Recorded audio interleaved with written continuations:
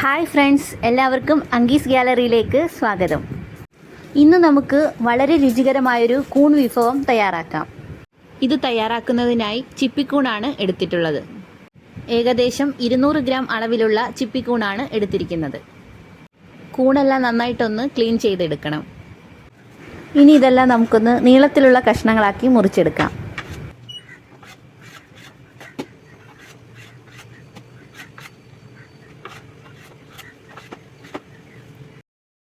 ഈ ഒരു അളവിൽ ഇതെല്ലാം ഒന്ന് മുറിച്ചെടുത്ത് വെച്ചിട്ടുണ്ട്. ഇനി വേണ്ടത് ക്യാപ്സിക്കവും തക്കാളിയുമാണ്. റെഡ് കളറിലുള്ള ക്യാപ്സിക്കം ഉണ്ടെങ്കിൽ തക്കാളിക്ക് പകരം അതും എടുക്കാവുന്നതാണ്. തക്കാളിയുടെ അരിയെല്ലാം കളഞ്ഞിട്ട് വേണം എടുക്കാൻ. ഇനി ഇതെല്ലാം ഒന്ന് നീളത്തിൽ അരിഞ്ഞെടുത്ത് വെക്കാം.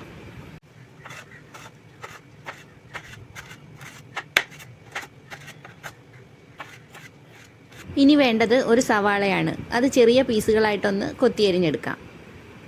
കൂടെ തന്നെ ഒരു 7 അല്ലി വെളുത്തുള്ളിയും ചെറിയ കഷ്ണം ഇഞ്ചിയും കൂടി പൊടിയായിട്ടൊന്ന് അരിഞ്ഞെടുക്കണം. ഇനി നമുക്ക് മഷ്റൂം സ്റ്റിർ ഫ്രൈ തയ്യാറാക്കാനായി തുടങ്ങാം. അതിനായി ഒരു പാൻ അടുപ്പിൽ വെച്ച് ചൂടാകുമ്പോഴേക്കും 2 ടീസ്പൂൺ വെളിച്ചെണ്ണ ചേർത്ത് കൊടുക്കാം. കൂടെ തന്നെ 2 ടീസ്പൂൺ ബട്ടറും കൂടി ചേർത്ത് കൊടുക്കണം.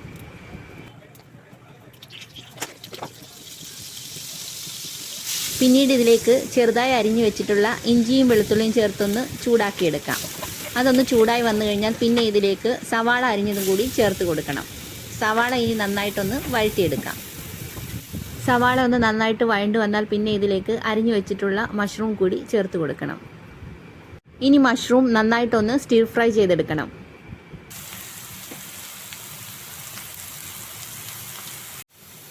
ഇതാ ഇപ്പോൾ മഷ്റൂം എല്ലാം നന്നായിട്ടൊന്ന് ഫ്രൈ ആയി വന്നിട്ടുണ്ട്. ഇനി ഇതിലേക്ക് 1/2 ടീസ്പൂൺ കുരുമുളക് ചതച്ചതും 1/4 ടീസ്പൂൺ മുളക് പൊടി കൂടി ചേർത്ത് കൊടുക്കണം. ഇനി ഇതൊന്ന് ചൂടായി വരുമ്പോഴേക്കും 2 ടീസ്പൂൺ സോയാ സോസും 1 ടീസ്പൂൺ ടൊമാറ്റോ സോസും കൂടി ചേർത്ത് കൊടുക്കണം. ഇനി ഇതെല്ലാം കൂടി നന്നായി ഒന്ന് ഇളക്കി ചൂടാക്കാം. ഇനി ഇതിലേക്ക് 1/2 ടീസ്പൂൺ ഒറിഗാനോയും 1/2 ടീസ്പൂൺ കസൂരി മേത്തിയും കൂടി ചേർത്ത് കൊടുക്കാം. പിന്നീട് ഇതിലേക്ക് അരിഞ്ഞു വെച്ചിട്ടുള്ള ക്യാപ്സിക്കവും തക്കാളിയും കൂടി ഒന്ന് ചേർത്ത് കൊടുക്കാം. ഇനി ഇതെല്ലാം കൂടി ഒന്ന് ഇളക്കി ചെറുതായിട്ടൊന്ന് ചൂടാക്കണം. ഇനി നമുക്കിതിനാവശ്യമായ ഉപ്പും കൂടി ചേർത്ത് കൊടുക്കാം.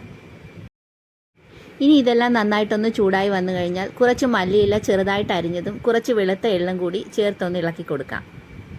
ഇനി നമുക്ക് തീ ഓഫ് ചെയ്യാം. ഇപ്പോൾ നമ്മുടെ സൂപ്പർ ടേസ്റ്റി ആയിട്ടുള്ള ഓയിസ്റ്റർ മഷ്റൂം സ്റ്റിർ ഫ്രൈ ഇവിടെ തയ്യാറായിരിക്കുകയാണ്.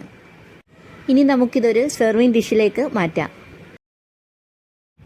വളരെ ടേസ്റ്റി ആയിട്ടുള്ളൊരു റെസ്റ്റോറൻറ്റ് സ്റ്റൈൽ മഷ്റൂം റെസിപ്പിയാണിത്. എല്ലാവരും ഇതൊന്ന് ട്രൈ ചെയ്ത് നോക്കണേ. അപ്പോൾ ഇത്രയേ ഉള്ളൂ ഇന്നത്തെ വീഡിയോ എല്ലാവർക്കും ഇഷ്ടമായെന്ന് പ്രതീക്ഷിക്കുന്നു.